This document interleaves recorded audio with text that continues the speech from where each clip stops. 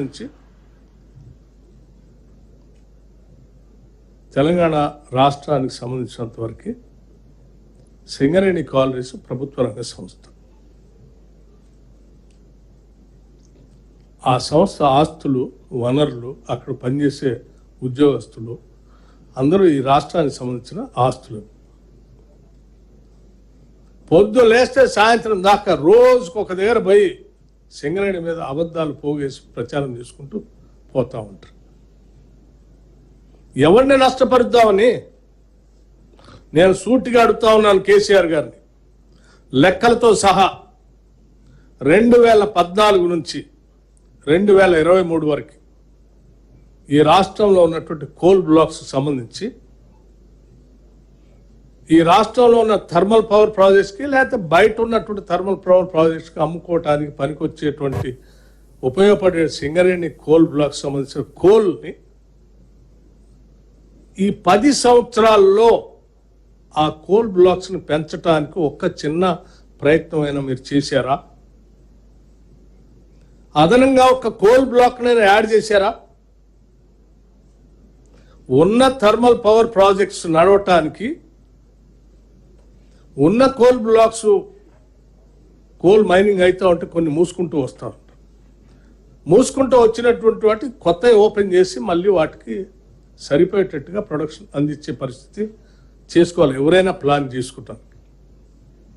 10 ఏళ్లలో ఉన్న thermal power ప్రాజెక్ట్స్కి అదనంగా ఏమన్నా కొత్తగా కోల్ బ్లాక్స్ మీరు యాడ్ చేశారా?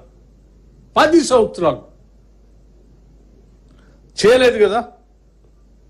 కానీ కొన్ని బ్లాక్స్ మాత్రం కోల్ అయిపోయి క్లోజ్ చేశారు కదా. కనీసం క్లోజ్ చేసినటువంటి వాటికైనా మీరు ఇంకో కొత్త యాడ్ చేశారంటే చేయలేదు. అవి చేయకపోగా అదనంగా భద్రాద్రి థర్మల్ పవర్ స్టేషన్ని, యాదాద్రి థర్మల్ పవర్ స్టేషన్ని, థర్మల్ ప్రాజెక్ట్ని అయితే మీరు ప్లాన్ చేసి ఉన్న వాటికే మీరు అదనంగా కోల్ బ్లాక్స్ యాడ్ చేయలేదు. 10 ఏళ్లలో కొన్ని మూసేసుకుంటూ వస్తూ ఉంటే మరి కొత్త ప్రాజెక్టులు పెట్టినోడు ఎవడైనా తలకాయ ఉన్నాడు. మినిమం కామన్ సెన్స్ కదా. ఆడ ఒక 4000 మెగావాట్లు, ఏడొక దాదాపు 5,000 పైన అదనంగా థర్మల్ పవర్ ప్రాజెక్టులు యాడ్ చేస్తున్నారు. సరే, మీరు మొదలుపెట్టిన దానికి మీరు వాటి మధ్యలో ఆగిపోతే అలా వదిలేస్తే భారం అని మేము రోజు నెల రివ్యూ చేస్తే అనేది ప్రొడక్షన్లో తీసుకొచ్చిన దాన్ని ఏమన్నా కోల్ బ్లాక్ అదనంగా మీరు ఏమన్నా సింగరేణి కాలనీస్ ద్వారా దీనికి అటాచ్ చేశారా, యాడ్ చేశారా అంటే చేయలేదే. నేను అడుగుతా ఉన్నాను సూటిగా హరీష్ రావుని, కేటీఆర్ని, కేసీఆర్ని, మీరు రాష్ట్ర ప్రయోజనాల గురించి మాట్లాడే వాళ్ళైతే ఈ థర్మల్ పవర్ ప్రాజెక్ట్స్ కోసం గత కాంగ్రెస్ ప్రభుత్వాలు ఉమ్మడి రాష్ట్రంలో ఏ రకంగా అయితే తెలంగాణలో ఉన్న కోల్ బ్లాక్స్ యాడ్ చేసుకుంటూ వచ్చారో మీరు ఎందుకు చేయలేదు? ఉన్న వాటి కోసం యాడ్ చేయలేదు. పోనీ ఆ భారతీయ జనతా పార్టీ సంబంధించిన కేంద్ర ప్రభుత్వం ఆక్షన్ చేస్తా అంటే ఆ ఆక్షన్లోనైనా పార్టిసిపేట్ చేసి తీసుకొచ్చి యాడ్ చేస్తారంటే అవి చేయలేదు. మరి మీరు ఆక్షన్లో పార్టిసిపేట్ చేసి బ్లాక్ని యాడ్ చేయరు, కొత్తవి ఓపెన్ చేయరు. అంటే మీ ఉద్దేశం ఏంటి? ఈ థర్మల్ పవర్ ప్రాజెక్ట్స్కి కోల్ అందుబాటులో రావద్దు, కోల్ షార్టేజ్ రావాలా, క్రైసిస్ రావాలా, ఈ థర్మల్ పవర్ ప్రాజెక్ట్స్కి ఇబ్బంది పడాలా? ఎందుకు పడాలా? జనరల్గా ఇక్కడ ఉన్నటువంటి ఆక్షన్ చేసిన కోల్ బ్లాక్స్ని మీరు పార్టిసిపేట్ చేసుకుంటే సింగరేణికి వచ్చాయి. సింగరేణికి వస్తే సింగరేణి కట్టే రాయల్టీ కూడా రాష్ట్రానికి వచ్చేది, కేంద్రానికి పోయేది కాదు కదా, తెలంగాణ రాష్ట్రానికి వచ్చేది. మరి ఆ రాయల్టీ రానికుండా చేస్తే, సింగరేణి కోల్ బ్లాక్ లేకుండా చేస్తే ఎవరికి దక్కేటట్టు చేసినావు? నువ్వు బలవంతంగా సింగరేణి ఆపి ఇద్దరు ఎవరో ప్రైవేట్ వ్యక్తులకి సత్తుపల్లి 3 కోయగూడెం బ్లాకులు ప్రైవేటు వ్యక్తులకు పోయేటట్టుగా చేస్తుంది. ప్రైవేటు వ్యక్తులకు పోయేటట్టు చేయటం వల్ల ఎవరికి లాభం జరిగింది? ఇది సింగరేణి జరిగిందా, లేకపోతే థర్మల్ పవర్ ప్రాజెక్ట్స్ జరిగిందా, లేకపోతే మీకు సంబంధించిన తెలిసినటువంటి ప్రైవేట్ వ్యక్తులకు మేలు జరిగిందా? ఎవరికి జరిగింది? దాదాపు సత్తుపల్లి 3 ఒక్క దాంట్లోనే 65 మిలియన్ టన్స్ నష్టపోతుంది.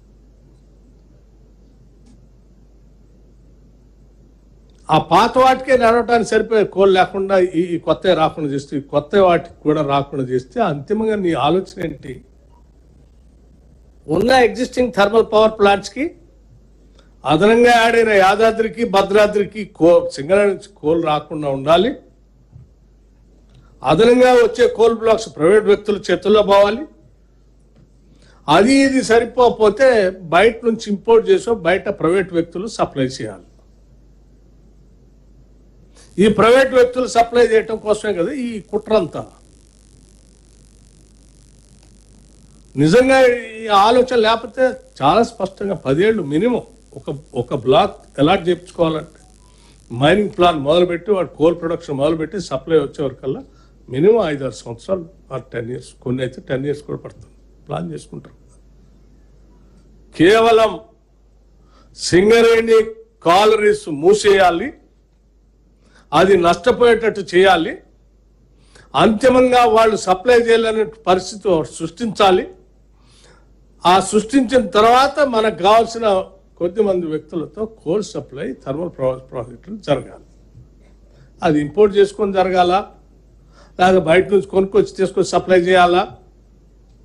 ఇన్ని రకాలైనటువంటి దుర్మార్గపు ఆలోచనతో చేసి వీటిని వదిలేసిపోతే దాన్ని జాగ్రత్తగా ఆ సింగరేణి కాలనీస్ని ప్లాన్ చేసి ముందు పోయేటట్టు చేస్తూ వచ్చిన దగ్గర నుంచి ఆ 2 బ్లాకులు ఎట్లా తెచ్చుకోవాలా, బయట ఉన్న బ్లాక్ ఎట్లా రావాలి, కేంద్ర ప్రభుత్వంతో ముఖ్యమంత్రి రేవంత్ రెడ్డి గారు కానీ నేను కానీ మిగతా మంత్రులు కానీ అనేక సార్లు కలిసి ఈ బ్లాకులు తెచ్చుకోవడం కోసం ప్రయత్నం చేస్తుంటే ఇప్పుడు మళ్ళీ తగుదనమ్మాలి మళ్ళీ మొదలుపెట్టారు. ఒక దగ్గర పోయి ఒక మాట, ఇంకో దగ్గర పోయి ఇంకో మాట, లేకపోతే అక్కడ 40 లక్షల టన్నులు బొగ్గు మాయమైంది, లేకపోతే ఇక్కడ 40 లక్షల టన్నులు. నేను అడిగా, ఓపెన్ హౌస్ పెట్టి మీడియా మిత్రులు అందరూ మధ్యలో కూర్చోబెట్టారు, ఏందా 40 లక్షల టన్నులు అంటున్నారు, ఉందా బొగ్గు ఎట్ట తీసుకుపోతారంటే, సార్ 1 కేజీ బొగ్గు కూడా బయటికి పోవడానికి అవకాశం జియో ఫెన్సింగ్ సిస్టమ్ సింగరేణి కాలనీస్లో ఏర్పాటు చేసింది. ఈరోజు కాదు ఇది వ్యవస్థ. ఇది సింగరేణి కాలనీస్ బ్రిటిషర్స్ పెట్టింది, వాళ్ళని చూసింది. ఆ తర్వాత ఉమ్మడి రాష్ట్ర పాలనను చూసింది. ఆ తర్వాత వచ్చినటువంటి వ్యవస్థల్ని చూసింది, మీ వ్యవస్థను కూడా చూసింది. ఇప్పుడు ఇది దాని కాళ్ళ మీద తను నిలబడేటట్టుగా పర్ఫెక్ట్గా సిస్టమ్స్ ఇక్కడ డెవలప్ చేసి వదిలిపెట్టి వెళ్ళాము. ఇందులోంచి 1 కేజీ కూడా బొగ్గు బయట పోవడానికి అవకాశం ఉండదు. మరి ఎందుకు చేస్తున్నారంటే కావాలని సింగరేణిని ఆభాసపాలు చేసి ఇబ్బంది పెట్టాలని ఒక ప్రచారం చేస్తున్నారు సార్.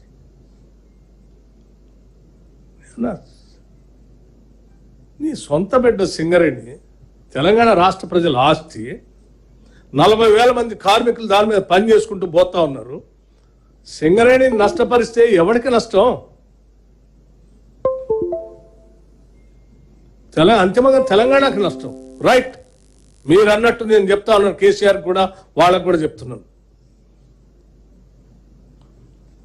ఆర్థిక పరిస్థితి మీద మీకు పేపర్ చూపించాను నేను.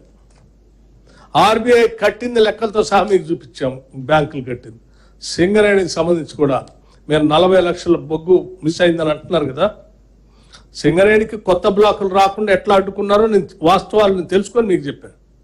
40 లక్షల బొగ్గు పోయిందని చెప్తా ఉన్నారు కదా, నేను ఎవరో హరీష్ రావు మాట్లాడుతుంటే అబద్ధాలు ఏదో మాట్లాడతాలే అనుకున్నాను. చివరికి నిన్న కేటీఆర్ కూడా మాట్లాడు.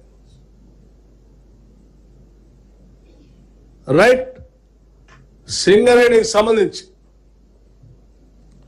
సింగరేణిలో విజిలెన్స్ డైరెక్టర్ ఉంటాడు. I'm ordering for an enquiry. Singareni vigilance డైరెక్టర్ని ఐఎమ్ ఆర్డర్ చేస్తా ఉన్నాను నేను. he will get into full details and he has to submit the report to the government.